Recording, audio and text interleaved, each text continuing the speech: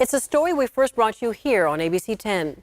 Fair Oaks-based company Anchored Tiny Homes sold tiny homes, or ADUs, to people looking to expand. But as ABC 10's Jeannie Wynn finds out, hundreds of Northern California families claim the company took their money and left their projects unfinished.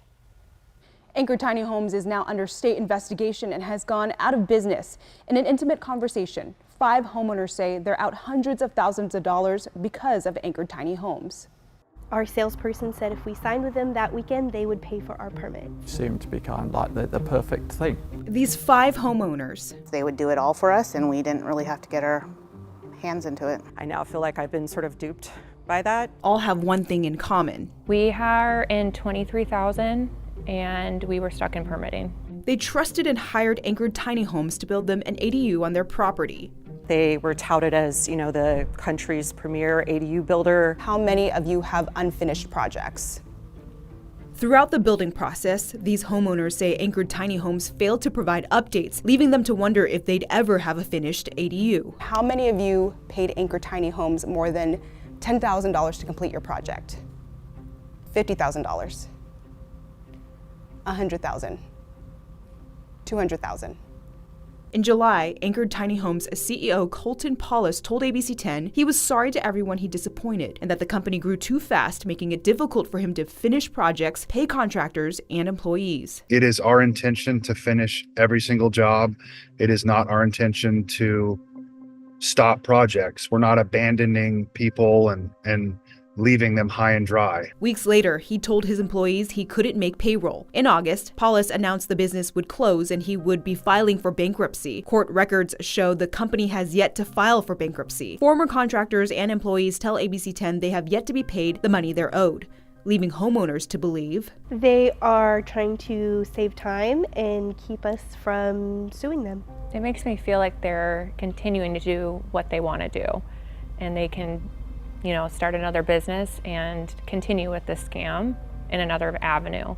And until they're stopped, they're just going to continue to do it. A day after ABC 10 first reported on Anchored Tiny Homes, an LLC called Contractor Launched was filed with the California Secretary of State. Paulus's home address is listed on the company's filing. As for Anchored Tiny Homes, the contractor's state license board confirms it launched an investigation and is working with the state attorney general and Sacramento County's district attorney's office. The CSLB has also suspended the company's contractor's license due to a cancellation of their contractor's bond.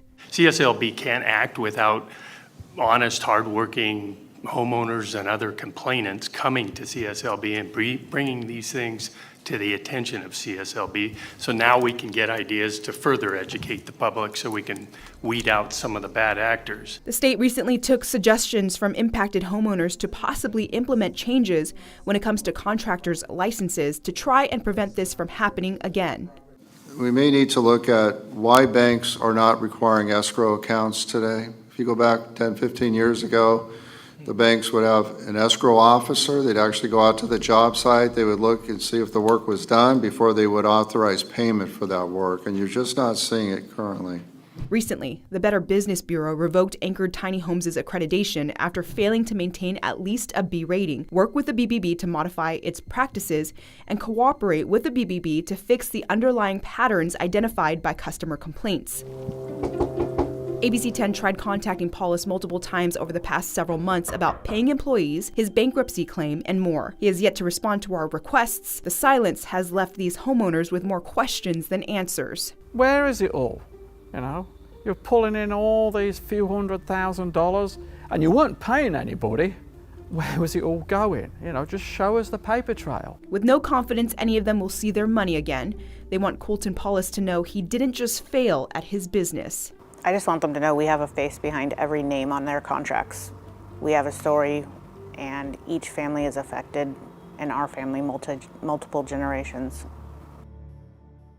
Even though Anchored Tiny Homes' contractor license is currently suspended, the contractor state's license board says the company does have a chance to respond to try and save their license.